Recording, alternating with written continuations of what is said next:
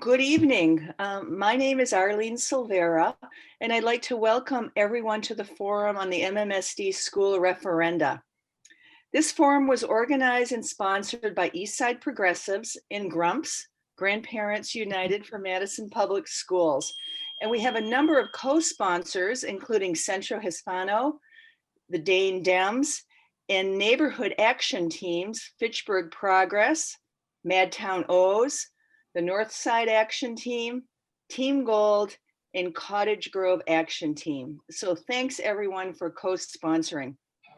The Madison School District will have 2 referenda questions on the upcoming November ballot, one for facilities and one for operating revenue. This is an informational forum providing background and detail on the 2 questions and future school plans. We are really excited to welcome our presenters to the forum. We'll have our new superintendent, Dr. Jenkins, making introductory remarks.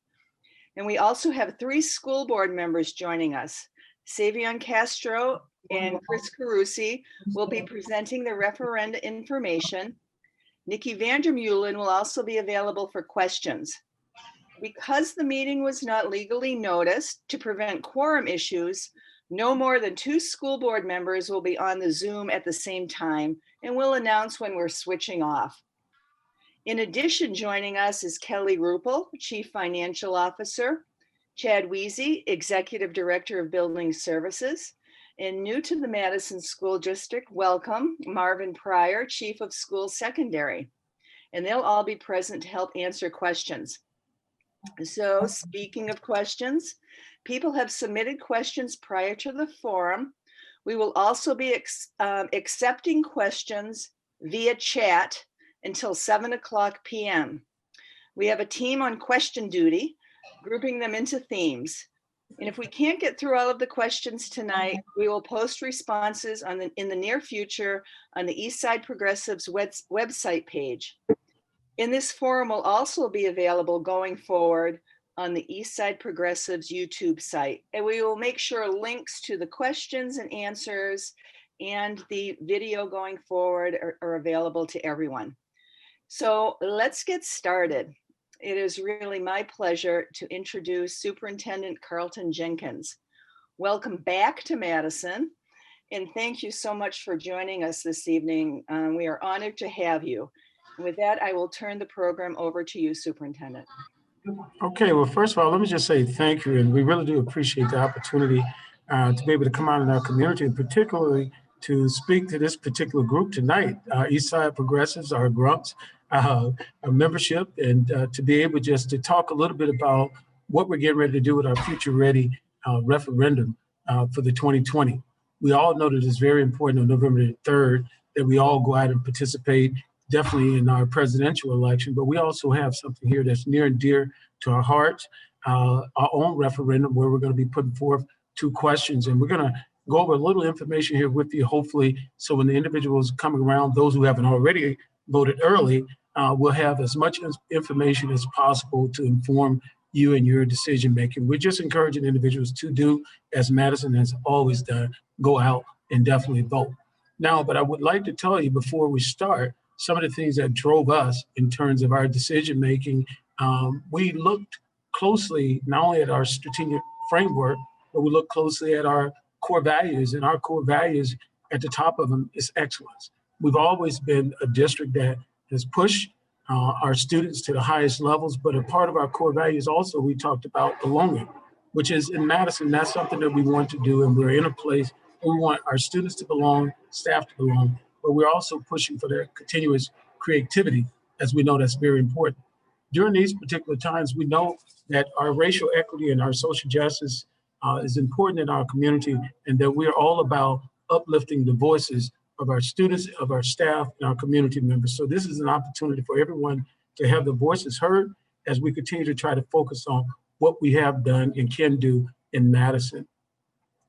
Also with that, I would like to say that over the last 4 years, we have demonstrated some progress with what we were doing, but we know after hearing our community that we could do even more. So even though we have 4 schools that really show significant exceeding expectations, we believe that our schools and all of our students deserve this, and all parents in our community have high expectations for all of our schools. So as such, we went out into the community and we listened to the community. We had over 50 conversations, sessions, where we heard from our community members. And during those sessions, after the sessions, they responded to our surveys, and we received over 4,400 responses. And to that end, we listened. We went back and said, hey, what do we really need to do in Madison to move our district forward? So as such, we had to ask ourselves a real question. And the question was, is this the right time, given all the things that our community has been saying to us about how we're struggling in the midst of COVID-19 and this racial injustice going on? Some people are really facing some economic challenges, employment challenges, some health challenges, and it's just the right time. And according to the survey that we put out, 60% of the individuals responded, this is the time to move forward. We know that we're in the midst of a pandemic, 2 pandemics, but we know we won't be here forever. And Madison has always shown great support for its schools in passing the last referendum by 82%. And now we're out having these discussions to say, hey, in the midst of a pandemic, how do we move our district to the next level? And we're clear, based upon the feedback and the conversations that we'll continue to have with our community, that now is the time to move Madison forward. I think we have the board members who want to be able to answer some questions here for us tonight, and we're going to give them an opportunity. And I'm here also to answer questions. If you have any questions about our referendum, what I say to you is please reach out, give us a call. If you want us to come out and present to you, we're more than happy to do that. So I'm going to stop right there to give us an opportunity for other board members and other individuals to ask questions. Thank you so much, Dr. Jenkins. We really appreciate that presentation. And Savion, I'm going to invite you to jump in now. And Jacob, could we advance one slide, please? Thank you. Thank you so much, Chris. So we can dive into a little bit more detail into the facility side of the questions here. So right now we see the current assessment grades for each of our 4 comprehensive high schools. Right now, East is at about a D for assessments, La Follett's at a C, Memorial at a C, West is at a C. And so with these investments, we will be able to raise all of our high schools to a B rating. And if Chad is on the call, if he can jump in and provide a little bit more details on how this will work out for us. Hi, Savion. Thanks for having me again tonight. It's great to see many of our GRUMPS. Yeah, so this was a facilities assessment that was done in 2017 and was foundational work for us as we worked with the school board and the community to get ourselves to the place we are today. And this was, this is obviously a simple grade that an architecture firm ended up giving our buildings. There are some things regarding this grade that folks should know. These are actually scores to kind of replace like for like. So if a building had an old steam boiler, it would be a grade in terms of the cost to replace it with a new steam boiler. But you should know that many of the things that we've incorporated into our projects will not be like for like. The windows that we'll replace at many of these buildings will be much more energy efficient than the ones we'll be taking out. It will be on us when we're done with all of these projects to not only go in and regrade and reassess our high schools, but probably more importantly to update the work we did to actually provide a grade for the remaining schools in our district, because we know this work is really ongoing. When you've got 50 plus sites that are well over 50 years on average in terms of age, this is just like maintaining an old home, except we've got 50 of them, and we'll continue to need to update their condition, make sure that the school board and the community is aware of the greatest needs in terms of where we are, and continue to work with everyone to do what we can to maintain these valuable public assets. All right, next slide, please.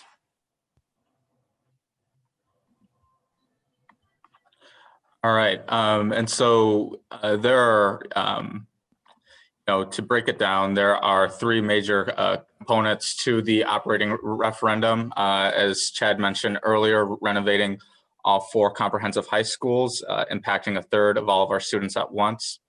The second part would be turning Hoyt School, which we currently own on the west side, into a functional school for our Capitol High students. So Capitol High East and West. Right now, our Capitol High East students currently learn out of the 3rd floor at Lapham, and the students at Capitol High West currently learn out of a renovated storefront on the west side. And so this will provide those students a permanent home, including our students in SAPAR, so our students who are currently pregnant.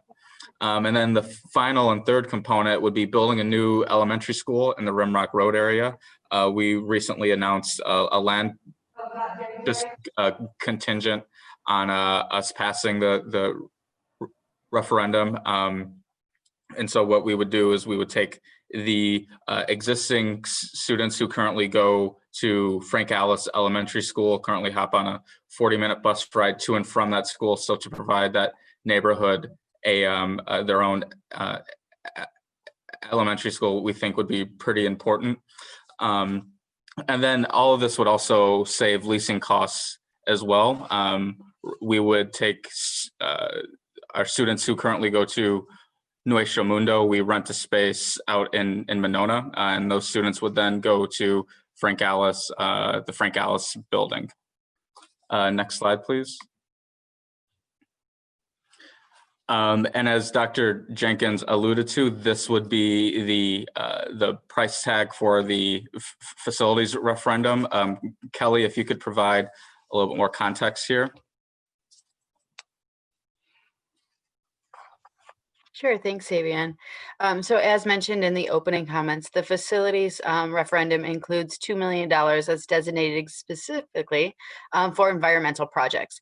And so these are some of the projects and the expected return on investment.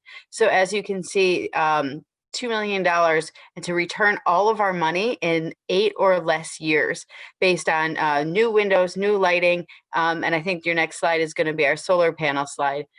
So these are really exciting projects that are embedded into all of our facilities projects, but really understanding how we can decrease our operating budget or decrease our maintenance budget, increase our overall operating budget that goes to students by making better and smarter decisions as it relates to our facilities is a critical part of the overall referendum.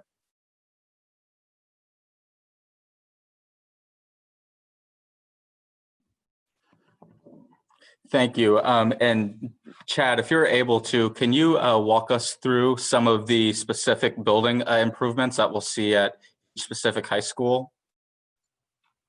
Yeah, absolutely, Savion. And I don't know if we want to try to do this kind of per the pictures, or I can do what I can to kind of just run us through the 4 high schools. So at East High School, I guess the place to start, Savion, will be the fact that we've got some universal strategies we're actually embedding into all 4 of these plans. So the things like upgraded mechanical systems, windows, roof membranes, tuck pointing on our brickwork, updated ceilings, floors, lights, classroom finishes, taking a look at our library and media spaces as pictured here at East High School, making sure we have secure and welcoming entrances, upgrading our site work, making sure we've got stormwater control in place, are all things that will happen at all of these projects. Some of them more and some of them less, depending on the needs at each of these buildings. And then we've worked very closely with the school communities to come up with plans that everyone on this call can find in great detail, including budgets and schematic drawings.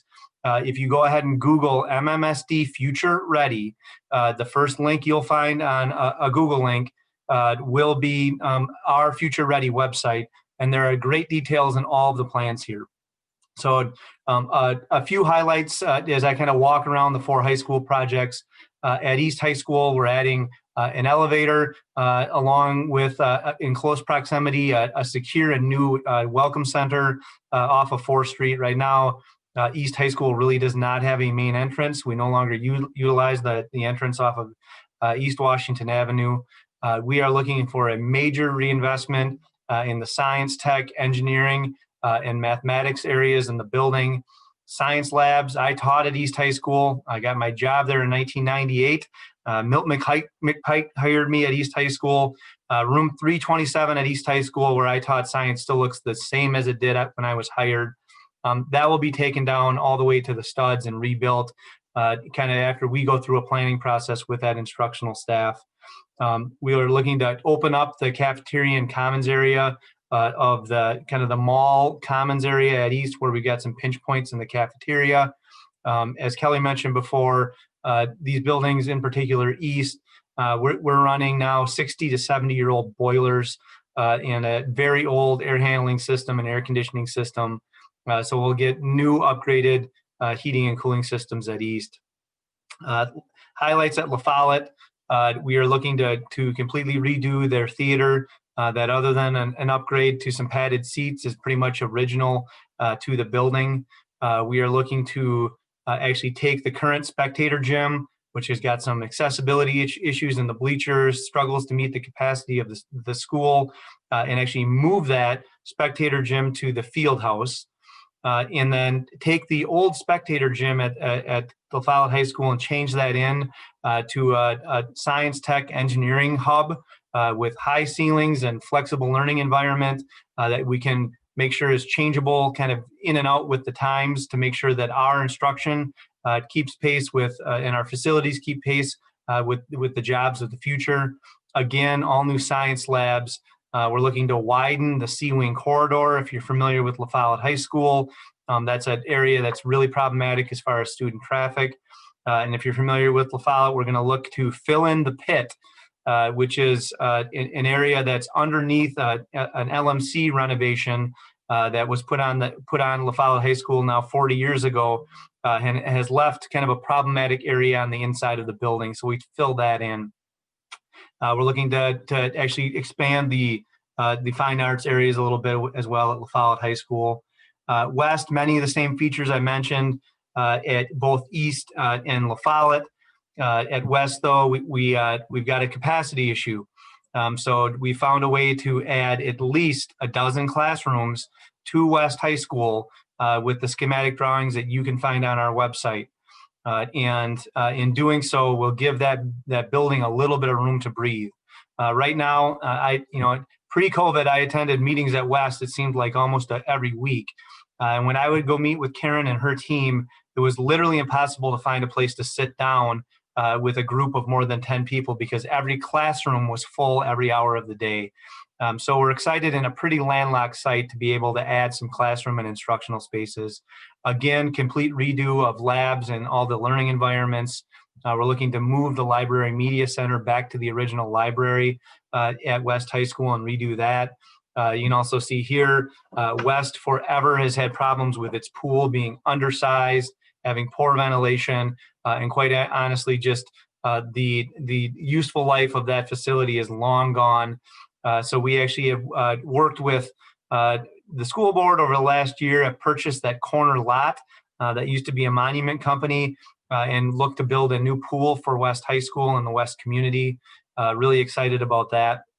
Memorial High School, many of the same features, labs, all the finishes on interior spaces. Memorial, we're actually also looking to add nearly 10, I think it is 10 new classrooms at Memorial High School. Memorial is currently at 90% capacity and it is expecting to be growing over the next 2 decades. We are looking to fill in a courtyard as pictured there. Also, again, redo the science spaces. A small addition for the theater and arts program, which is completely undersized. We're looking to renovate their theater space as well. That's original to the building. The seats are literally original to the building. Of any of these 4 projects, Memorial has a heating and cooling system that is literally touch and go for us to maintain. It is currently impacting students that go to Memorial High School. because of the temperature variations throughout the building. We would completely redo that entire system with a new highly efficient system. So Savion, that is my run around Memorial High School, run around the district in terms of our 4 high school renovations. Like I said, we have hundreds of pages of details for those of folks who are interested, as well as really detailed summary drawings available on our website. It looks like there is actually links on the schematic drawings embedded on this PowerPoint if GRUMPS ends up sharing that out as well. Thank you so much, Chad. And then I believe the last slide we have is our plans for Capitol High School. So if we can go to the next one, please. So this is our plan for Capitol High students. As I mentioned earlier, we would move from those 2 locations on separate sides of town to this permanent building at Hoyt. It would be renovated for 21st century learning with enhanced instructional spaces, large common areas, full gym, and an industrial kitchen. Next slide, please. And so also, as I mentioned briefly, we strongly believe that it's time to build a new school in the Rimrock Road area. A majority of these students hop on a bus to either Nuestra Mundo or to Frank Alice. So we believe that this is also an issue of equity for these students as well, and then would permanently move Nuestra Mundo into the Frank Alice building. And with that, I will go back to Cris for the next slide, please. Thank you so much, Savion and Chad, for outlining our facilities referendum. I'm going to take a couple minutes just to pull it all together for you. So financially, if both questions were to pass, the total impact of this cumulative $350 million ask would accumulate to $130 for every $100,000 in home value by year 4. In the first year, however, the impact would be $60 for every $100,000 in home value. So the average home value in Madison is just a hair over $300,000. So if you multiply these numbers by 3, that kind of gets you to where the financial impact would be in the 4th year of the referendum, which is the final year of the operating referendum. At that point, it would just be the facilities ask, and that is not a cumulative ask. So that would be not adding as much to the average homeowner's tax bill. Can I have the next slide, please?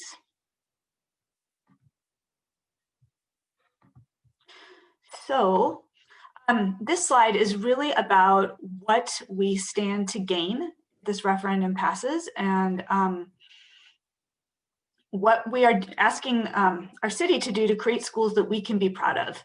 So if voting for this referendum, if you choose to do so, is a support for public education.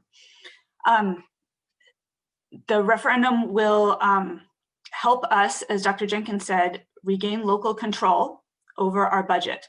State investment in public education has not kept up, and MMSD faces $40 or more million in budget reductions over the next 4 years if we don't pass this operating referendum. We've already cut more than $8 million out of the current budget. The rest of this would be coming out of the budgets for the next 3 years. Another thing to think about is, in terms of supporting public education, is that the investments in our 4 comprehensive high schools benefit everybody in all of our attendance areas, because not only will all the children who are currently in elementary school and some of our middle schoolers be able to benefit from these building improvements, but our high schools are really hubs for the entire community. People use these facilities for athletics, for the arts, for community gatherings, and new and improved high schools will really have a wide-ranging benefit on our entire community. This investment in the future will also help to boost our local economy. Our schools will employ thousands of staff over the next few years, and every year we do. And this will continue to provide jobs for people in our community. The facilities referendum additionally will provide new construction jobs for carpenters and other trades. We're also looking at historically low interest rates right now. So investing in our facilities upgrades right now is a really smart decision. We were able to get an interest rate on our general cash flow loan this year, cash flow borrowing loan this year of 0.2% because interest rates are low and because MMSD has a very good credit rating. So if we are going to make these investments in our high schools and build a new elementary school and move Capital High, now is the time to do it because we will save money on interest and those savings can be used to invest in our kids and our classrooms. Finally, these referenda are an opportunity for us to invest in equity. Dr. Jenkins talked about some of the equity initiatives we're looking at, such as full day 4K, such as investing in a new reading curriculum. We've got mental health, we've got investments in special education. These referenda are an opportunity for us to live up to Madison's progressive ideals. Next slide, please. After years of discussion in the community, we are ready to answer your questions about what happens with the referendum and what these, get some more details on the table. So at this point, we're going to start answering questions. We've got questions that were submitted ahead of the event, as well as questions that were submitted tonight. I am going to be stepping off now, and Nicki Vander Muelen will be stepping on. And thank you so much for being here. I really appreciate everybody taking the time to join this forum.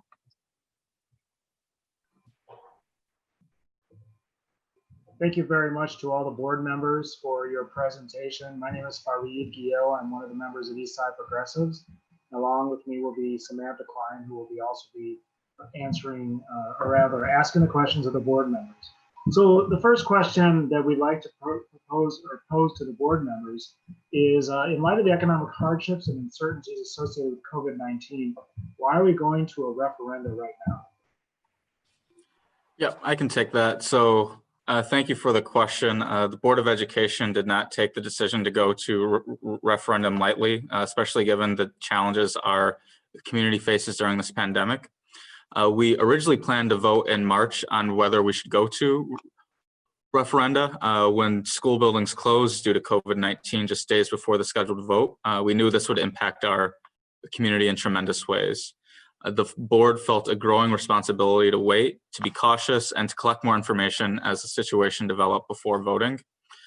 We spent the spring listening to members of the community. We wanted to make sure that we took the time to examine the reality of the situation as it unfolded and to be confident in our need to ask the community to consider the referenda, especially in light of the feedback we've continued to receive throughout the summer and the increasing needs of our students during this pandemic.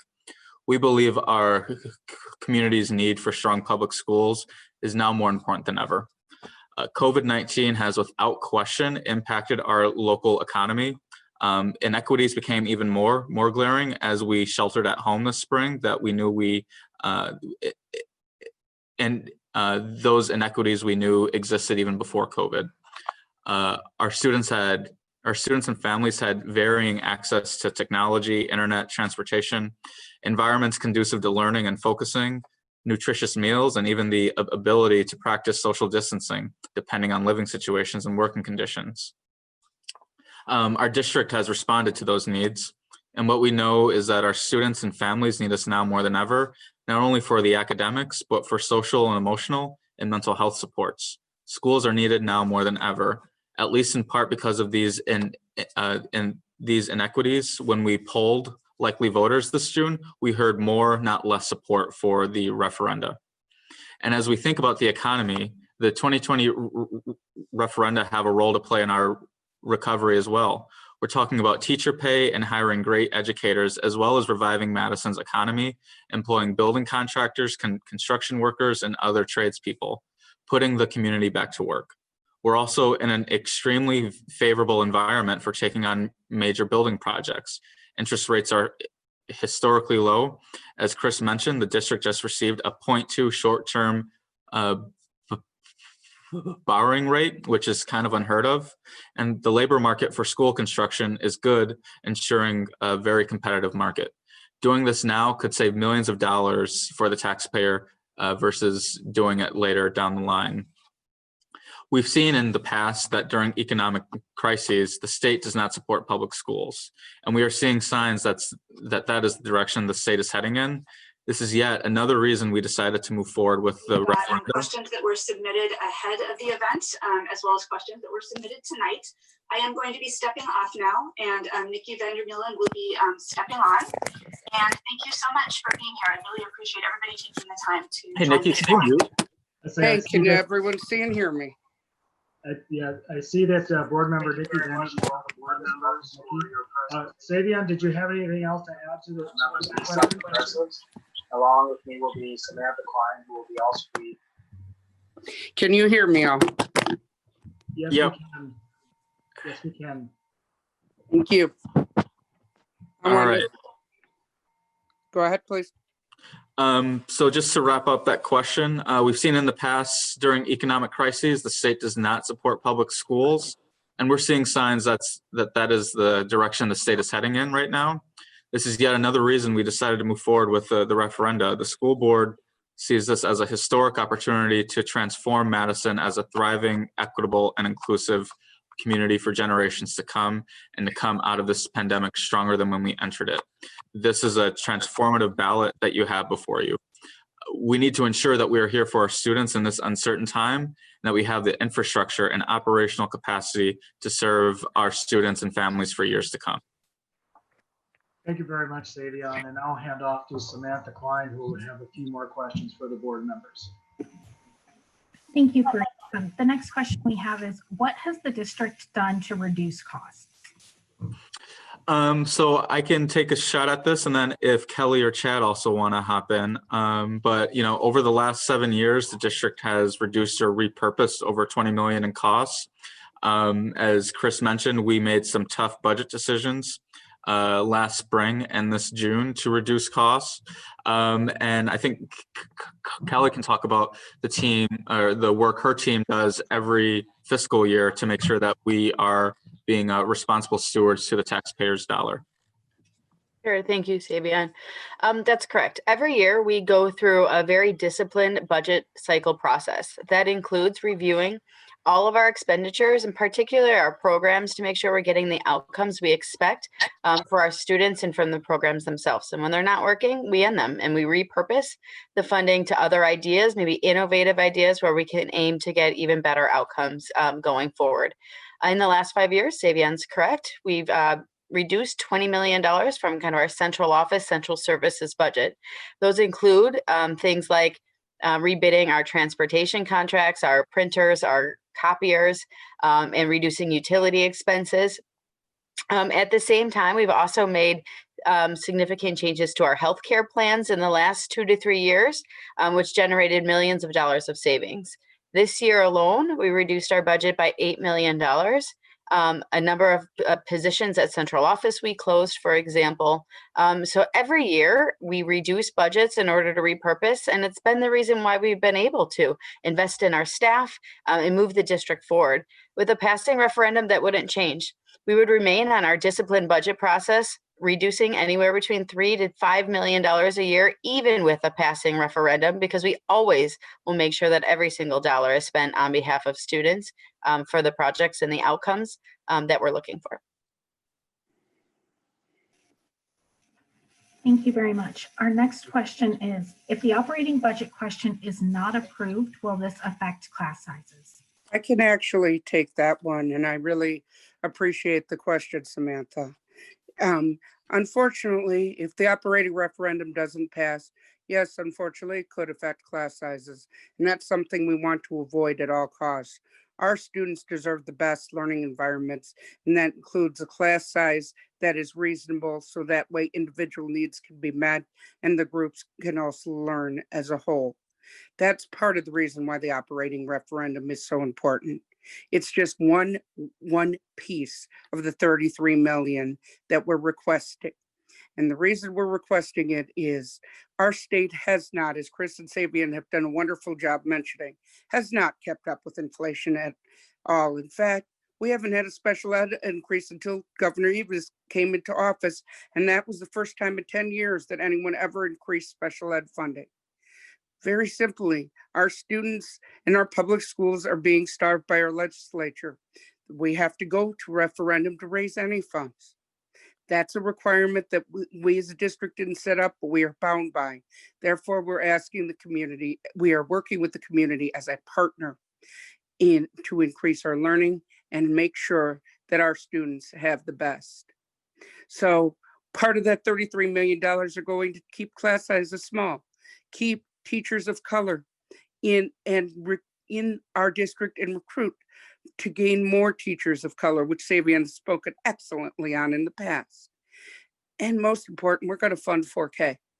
And I find that incredibly important as coming from a disability perspective, because when the average white individual is diagnosed with autism at 18 months, the average Hispanic individual is diagnosed at 5 years. Clearly, we have a problem, and early intervention is the only way to fix that. I really thank you for that question. Thank you, Nicki.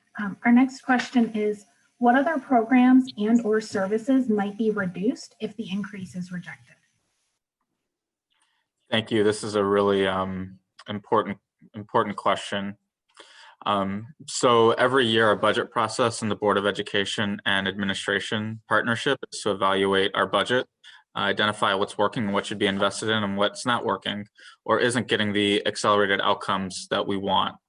And so we do this to repurpose funding, and we will continue to do that whether we have a pass referendum or not, as it's our disciplined way of working to ensure every tax dollar is invested in line with our strategic framework goals. But if the referendum does not pass, we would need to look at ending projects and investments for students and staff at a much deeper level. Approximately 83% of our budget is spent on staff salaries and healthcare. The harsh reality is that we wouldn't be able to maintain our current staffing levels, which would affect our class size ratios and our competitive hiring practices for hiring and retaining a high quality, diverse workforce.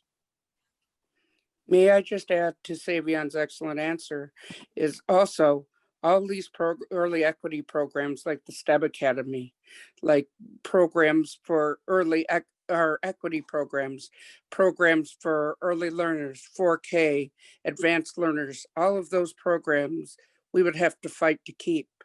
And I don't want to pit kid against kid or student against student or program against program. That's the essential reason why we're asking for the $33 million today. Thank you both. Our next question actually touches a bit on what Nicki was just saying, which is how will early childhood resources and supports be affected by the referendum? Savion, you want me to finish? You want to take it? It's your call. You can finish. Certainly. Here's how it happens. 4K right now, we have 2 pilot sites. We want to expand. We don't have a full pilot. We have 2 that we've tried to experiment with. We want to expand. We want to help our parents, our kids to do all day 4K. 1, economically to ease the burden so that more parents can work. But 2, to provide the learning opportunities for our students. And right now, without the funds, we don't expand. And without cutting our staff. That's going to be difficult. Why is 4K so important? And people keep saying it's a game changer. As someone from a minority disadvantaged background, not financially, but disability-wise, I wouldn't be where I was at without 4K. I learned social skills. I learned how to interact with other people. Our district has shown that 4K reduces barriers between poor students, Black students, white students, Hispanic students, and disabled students. And that's why this 4K is so essential. And this $33 million is being used for early childhood to follow the recommendations of both DPI and the Governor, Tony Evers.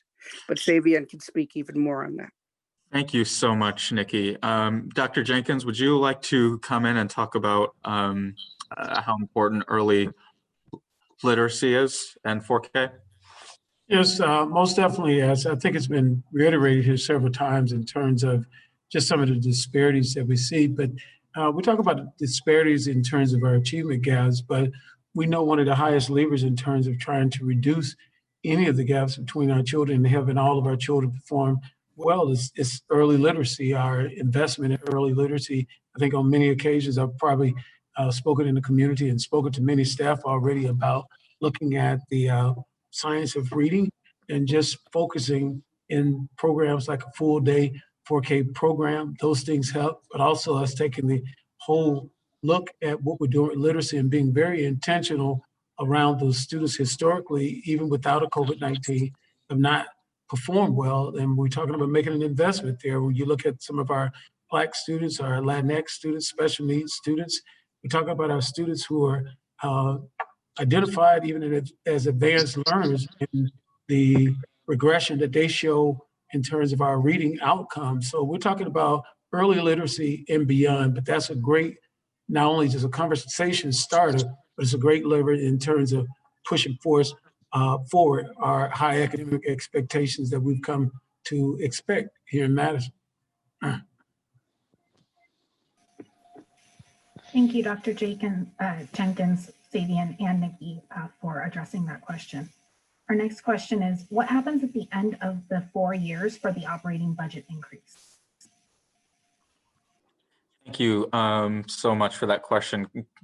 Kelly, would you like to provide some context and details on our budget situation? Yeah, so Samantha, can you confirm the question was after 4 years, what happens? If this sort of pass, what happens in 4 years from now? Is that right? Yes. If the referendum passes, what happens in 4 years specifically for that operating budget increase? Yeah, so very good question. The operating budget is a reoccurring budget, meaning the request is for taxing authority that stays in the tax base.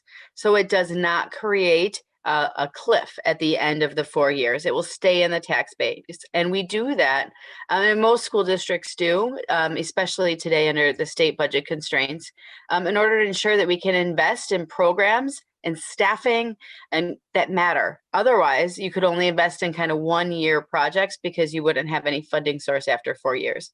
So you ask for reoccurring authority such that you can invest in the things that you know work and can stay in the district when they work. So after the 4 years, those taxes will stay. The overall budget in the next 4 years, you know, there all kinds of advocacy needs to happen at the state level. Nicki mentioned the work around special education. Our special education advocates have been working hard at the state level to move this, the reimbursement rates for special education. We haven't seen bilingual, bicultural aid and move in years. So we will and do need advocacy efforts at the state level to ensure that we're getting the resources that we need such that we won't have to come back to an operating referendum 4 years from now. And that's an effort the entire community can be working on behalf of public schools across the state, advocacy at the state and the federal level.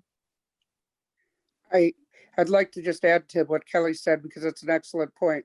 Currently, we fund voucher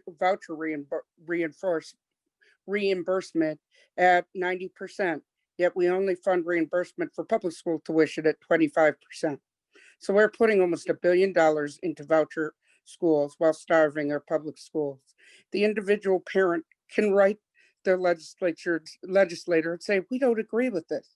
We believe in public education and education for all students and not just for a specific few. And I think that's really essential. And I thank Kelly for being able to have our special ed advocates be able to fight for increases both in special ed and also to fight for increases for our English language and bilingual learners. Yeah, just to Nicki's point, those private school vouchers are up 80% here in Madison in just 1 year. That absolutely gets passed right on to our local taxpayers. And I think there's a lot of transparency that could really be brought to the system overall as the effect of private school vouchers is hitting the Madison taxpayer too. Thank you so much, Kelly and Nicki. Fareed is going to ask the next set of questions. We're going to move into the area more of capital borrowing. If this money is approved, what kind of capital expenses can we expect? First, let's talk about MSCR, which is Madison School Community Recreation. Where will those programs now at Hoyt be located? Yep, that's a great question. And I can take this one, Nicki. So all of our schools are open to the community for community-based programming before or after school. When Hoyt is renovated back into its school, it would be no different.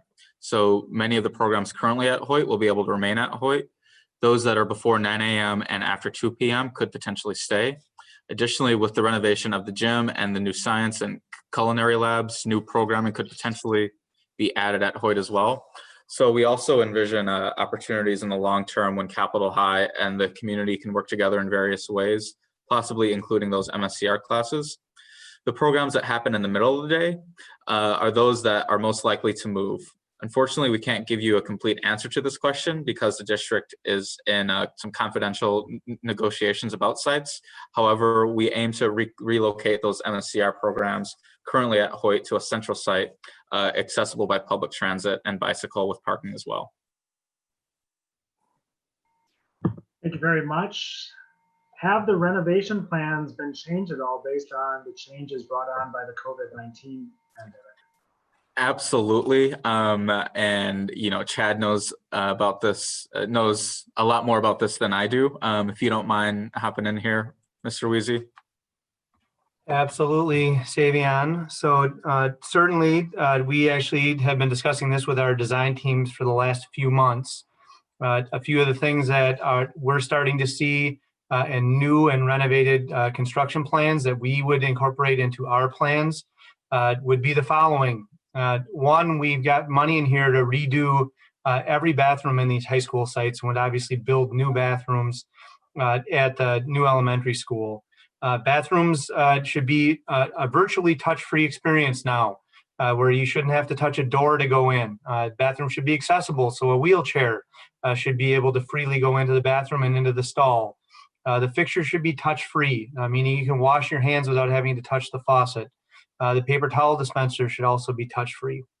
Probably just as importantly, with all the renovations we're going to do to the heating and cooling system, a few things will happen through these renovations.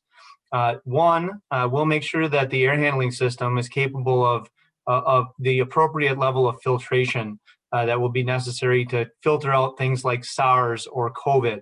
And that's a filter called a MERV 13 filter, which takes a slightly stronger motor to make sure that enough air can blow through the air handling system. The other thing that's going to be just as important is making sure that there's adequate fresh air into all these spaces. So we want to make sure we get at least 6 fresh air exchanges per hour, which means that every classroom space, every 10 minutes, gets all of the air emptied out of it and replenished with fresh air. There are also changing technologies that could be incorporated into these plans over the next couple of years. There's an apparatus called a polar bionization machine, which charges the air in the air handling unit and makes the particles bigger, so the filter ends up collecting them more readily. And we're also seeing, even in some K-12 environments, new construction incorporating UV light up above the ceilings in the air handling system, so the air is actually cleansed without students actually kind of even knowing it's going on.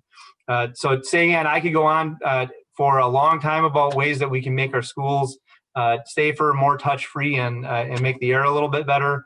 But I think that's a pretty quick summary on what we'd like to do to improve the environment in general in all these projects. Thank you so much. This next question kind of dovetails with that. It's kind of a choose your own adventure question in the sense that, did the board and or the administration consider building entirely new buildings for East and West high schools? So if so, why did they decide not to go in that direction? Or if not, would it make sense to have that discussion now? Savion, may I take a stab at this one? Sure, and I think Chad, who's worked on this long-range facilities plan for a while, could probably have context as well. Absolutely. One thing you have to understand by both, East High School is historically protected, and therefore it's not really easy to replace all of it all at once. Same thing with West. We have to follow the law, follow the statutes, and make things accessible. It's not that easy, nor is it that cost efficient, and therefore I'm Chad, being the expert and also the more knowledgeable party, will now answer the rest of that, if that's all right with him. Yeah, thanks, Nicki. I think, also related to the historic nature, both of East and of West High School, These are also buildings that our communities cherish. I would have maybe made a guess that if we had decided to bulldoze East High School, even if we get it past the Historical Society, much like our pergolders often do when they want to have their voices heard, you may have seen them in the middle of East Washington Avenue until we changed our mind. So that's one. Two, we also want to make sure that what we're sending to the ballot is fiscally responsible for what our taxpayers can possibly handle. We also have an operating question here. So it certainly would have been possible for me to put together $100 million in renovations at these projects at each site. And we worked with the school board to come up with a number that we thought was fiscally right, but could still have a huge impact on what these buildings are going to look like. To take down East High School and rebuild it square footage wise would be over a $200 million project. Multiply that again and do it at West High School. And we're talking $400 million, and we haven't touched East or La Follette. So we made the decision to preserve and make these historic sites all the better. We think we get another 50 or 100 years out of these things with the renovations that we're going to do. And we're excited about kind of embracing the historic nature and the community and the feel at places like East and West, and only making it better. Thank you for that detailed answer. Using the equity lens, how do we ensure that those who need the most gain the most benefits from the money or the improvements that this money will bring? Thank you for that really good question. Dr. Jenkins, would you like to take a stab at this one? Most definitely, most definitely. Well, first of all, I think that's an excellent question. And let me just say this, because if I was remiss in saying it, as a superintendent, when you're coming into a new district, what you want to do is to look not where the district's standing now or where they're going, but where have they been? And I think when you look at MMSD, you've heard it from Kelly and others as well, the district has been very fiscally responsible in terms of trying to manage the resources that we've been given. But it was as a part of coming up with this strategic framework and looking at our new core values and thinking about how we want to lean into our next phase of progress with an equity lens. So when you see the entirety of this budget, when you talk about from the operational side and from the facility side, both considered everything from an equity lens. As it was just said by Chad, we talked about the high schools, and questions have come up. How did you get to $70 million for each high school, knowing that there are different needs in each school? And the truth of the fact, just like Chad just shared with you, there were more needs than 70 million. But staying fiscally responsible, we're saying trying to give all of our students a wonderful learning environment that complements the things that we're doing from the academic side. We came up with the 70 million and then got input from the communities and saying, hey, what are some of your priorities, and making sure that everyone felt like they belong within our schools, communities alike. But also from the operational side, you heard it talked about in terms of our class size, which is definitely equity. I talked about the early literacy, just us exploring together in terms of what are some of the real issues that we have, some of these achievement gaps that we know that currently persist in our district. This is something that we're tackling together, and we realize that we could accelerate the momentum that we already have for schools that have shown some statistically significant increases, but we're saying, no, we're Madison. We truly believe this. If we're going to be the district that we could be and should be, and somehow just raving the reputation like we have, the #1 public institution up on the hill with all the science, we believe that our children in Madison, our staff in Madison, our community deserves to have that same kind of feel and that opportunity to boast about we are doing all the things that we need to do from an equity lens. So that means as we move forward, we're taking the children who've been historically behind, our Black and our brown children, we're calling it out. We're talking about our Hmong students. We're talking about our poor children, our special ed children. We're talking about children who show the propensity to have advanced skills and start regressing. So we're trying to be very much equitable in our every thought. You see how we put the school, the elementary school, the recommendation is to put it over there on Rimrock on the south side. Everything about this was very intentional. And so as a superintendent coming in, I looked at the plan and said, whoa, this was really awesome. But then I didn't just look at it. I started asking the questions. And I said, how are we going to do this? The bigger question, if the referendum doesn't pass, what happens to this momentum that we have right now? Well, for sure, we're going to still lean in with an equity lens, but the work just becomes a lot tougher. I think right now, having heard from our community, and the majority of them are saying move forward in COVID-19, COVID-19 won't always be here. And we have to come to a realization. Our world has totally been shaken by this event. The racial disparities that we have going on now, we have to lean into this and come out of our current situation much better. So I think from an equity lens, I think as a district, we're saying community supporters, we're moving forward. We have just under 20 minutes left in this forum for questions. If you want to submit them, you still have time. You can email us at madisonprogressives@gmail.com or drop your question in the chat. I'm going to hand it off now to Samantha. So our next question builds off of a theme we've been hearing a lot this evening, which is the discussion of the achievement gap.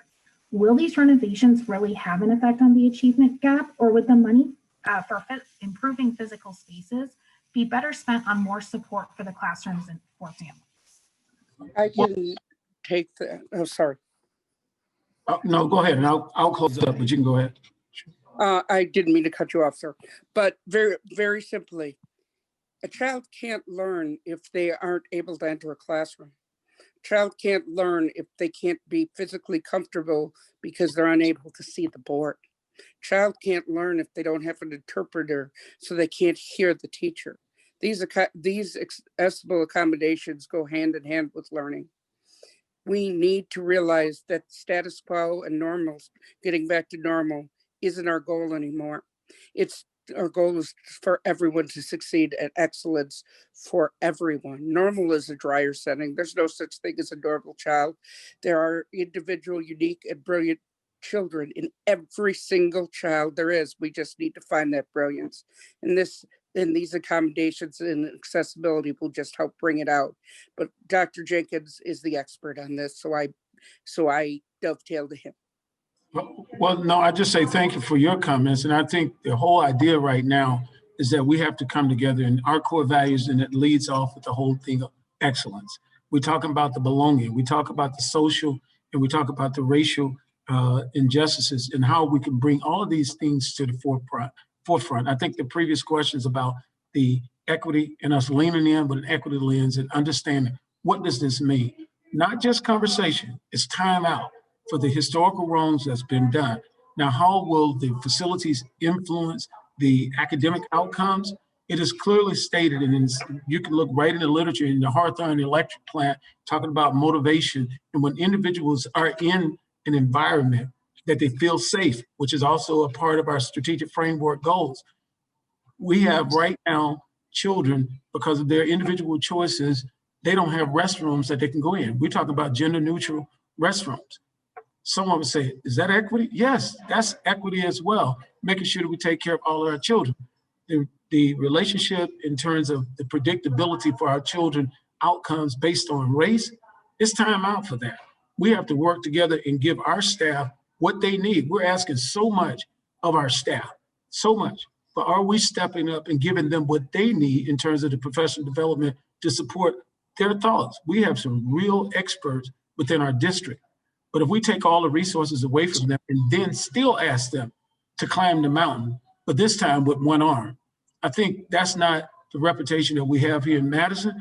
We haven't had that reputation in the past. We don't have that reputation today. And I know that we don't want that reputation in the future. So when students are in the proper environment with the incredible instructional delivery that's being intentional about all students moving forward academic, this is a perfect intersection this time to talk about facilities and to talk about the operational side of it. We don't want to reduce staff and give us higher class size, to reduce the amount of professional development we can do. So yes, I think it's clearly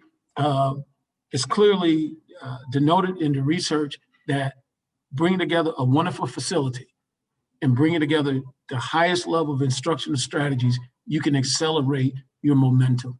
And as I look around our community right now. I see other districts, and we're not keeping up with the Joneses. We're doing what's best for Madison. That's what Madison has always done. It's been very unique.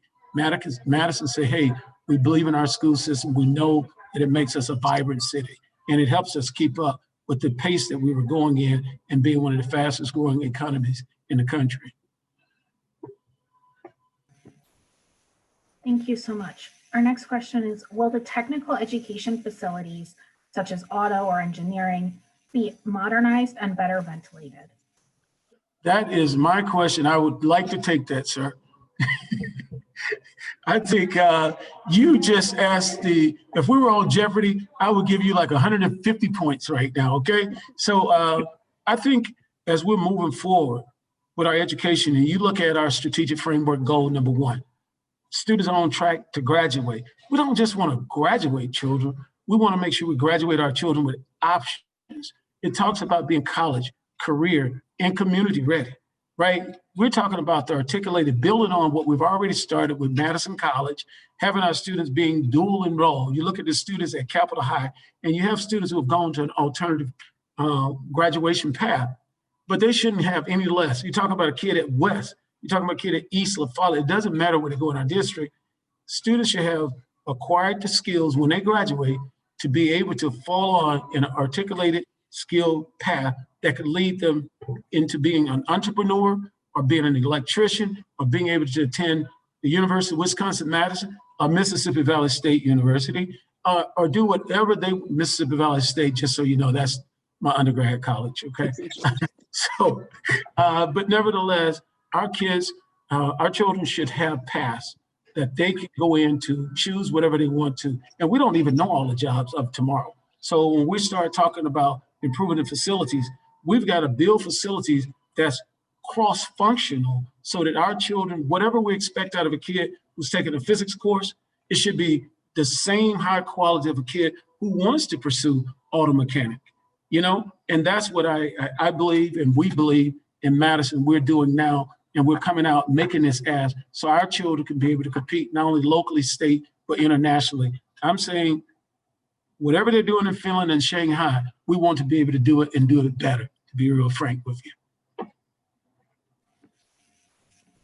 Thank you so much. And shifting gears a little bit, who will attend the new school in the Rimrock Road area? Who was? Yeah, I'm happy to take that, Dr. Jenkins, if you'd like. Yeah, why don't you take that one, Chad? Yeah, just because it's kind of a complicated answer. So, and I know we kind of sped through so we get to questions tonight. We really think we're accomplishing three big things as we move to this new Rimrock site. I think you heard our school board members mention and Dr. Jenkins mention the most important thing is we're finally building a school in that neighborhood that has it's long been overdue. And in doing so, we've got two other kind of big important steps to make this happen. So we are currently leasing an elementary school from Monona Grove. We've got Nuestra Mundo, a DLI immersion school that has done quite well in its 10 years of existence.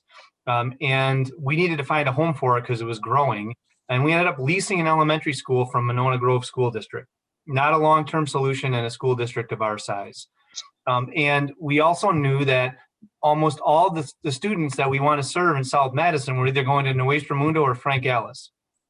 So we've made the decision, at least at this point, that the Rimrock Road School is going to be the eventual home of all the students and staff that go to Frank Alice Elementary School. And then that'll leave Frank Alice empty, and we're able to move the students and staff that currently go to Maywood Elementary School in Monona, where we're leasing it, into the vacant Frank Alice Elementary School on Buckeye Road.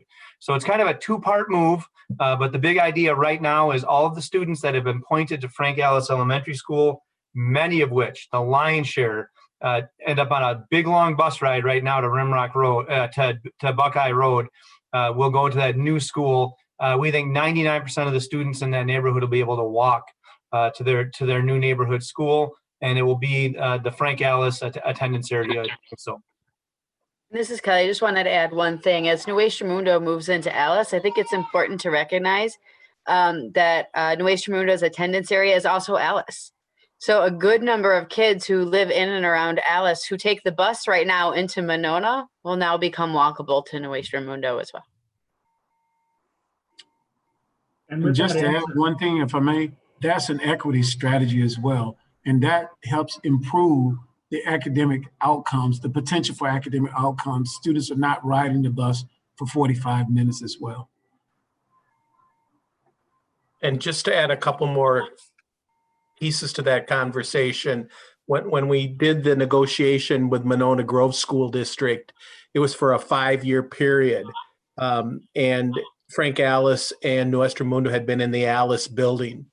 And here we are more than 10 years with Nuestra Mundo. The other thing is that the move from Nuestra Mundo into the Frank Alice site will allow Nuestra Mundo to possibly expand in the future. They would like 4K. They are out of space at Maywood. So really, and then finally, as they've mentioned, I think the critical thing is a school that any child in the neighborhood can attend. So thank you for that question.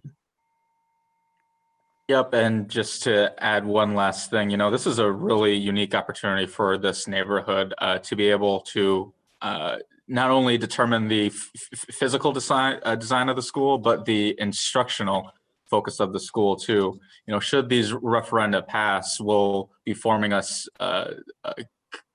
community-driven committee, and they will have the opportunity to make their impact on this school. It could be a school focused on Black excellence. It could be a school focused on language, but it will be really reflective of that diverse neighborhood. And that is a unique new opportunity for Madison. Mm-hmm.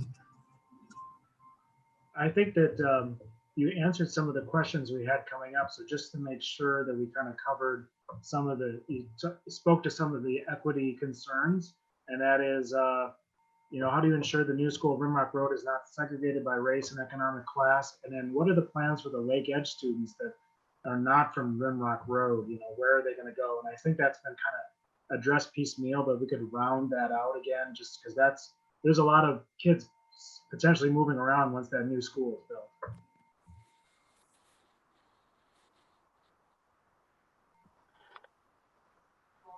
I can take a stab at part of that.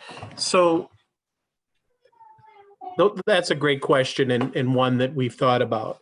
And I think the important thing is that when we open a new school, right now we're targeting that the students that currently attend Frank Alice would attend the new school in the Rimrock Road area, knowing that they will actually could be closer to another school, similar to other areas in our district. They may elect to attend a school that's closer to them.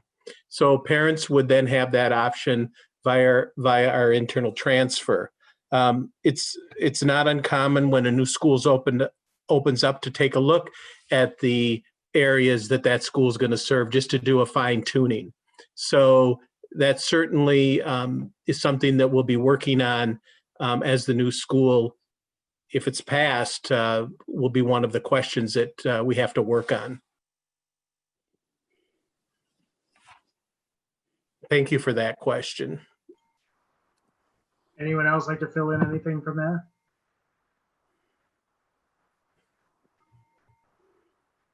All right, we're working. Go ahead. Yeah, I think the only thing I would add to that, Mike is certainly right, and I think Savion mentioned this before. We've got a few years to bring this school online. Community input regarding exactly what attendance boundaries look like, what internal transfer rights look like, all get to kind of be vetted by our school board and our community for the next couple of years. I guess the thing I would add regarding the racial diversity of the school is the fact that we're moving every single student that currently goes to Frank Alice Elementary to a new school. So it will have the same racial breakdown as we're drawing it up right now. They'll just be in all those students and staff members will just be in a new site.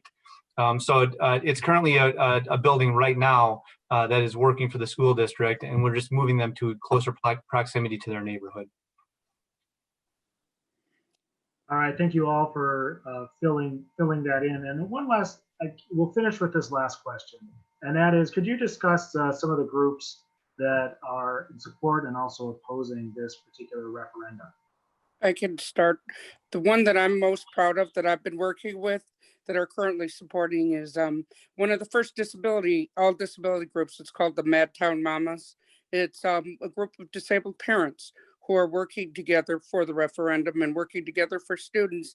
They all are parents at MMSD. They all have children with disabilities, and they all want an accessible school that works with their children and for their children instead of seeing them as an afterthought. And things like accessibility, entrances, elevators, being able to get into a classroom, or making sure a science lab is equitable. Those are all concerns they had. Those are being addressed, and I am honored to be able to work with them on this topic. But Savion would know many more if he's still on here.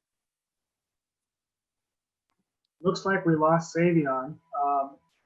Oh dear. I think that could we quickly cover how much money is going to each school? Because there was some questions from viewers, particularly about just some of the numbers for that.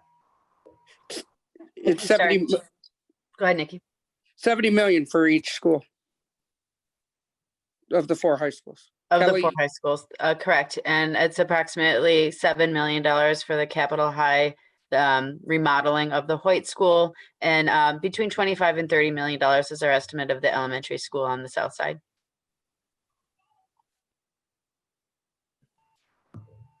All right, thank you very much to all of you, the board members, for joining us. Dr. Jenkins, especially for joining us through the question and answer period as well. On behalf of Samantha Klein, I'd like to thank everyone for watching and participating. Arlene Silvera has some closing comments. Thank you, Fareed. We just would like to say, on behalf of Eastside Progressives and GRUMPS and all of our co-sponsors, very big thanks to Dr. Jenkins, the school board members, Savion, Cris, and Nicki, and district staff, Kelly, Chad, and Mike, for your presentations and all of your help in answering the questions. We'd also like to thank everyone who has participated in watching our Zoom forum, and more people that just tuned into YouTube. Thank you very, very much. The YouTube video of the forum is going to be available on the Eastside Progressives YouTube channel. So if you have friends that want to watch the forum, or if you want to watch the forum again to look at all of the information, it will be available for you to do so. I think if you have additional questions for the board or the superintendent, you can email to board@madison.k12.wi.us. And that goes to all of the school board members as well as Superintendent Jenkins, and they will be able to provide answers to your questions. So again, we all appreciate your time. Thank you very much, and we hope you have a very good evening.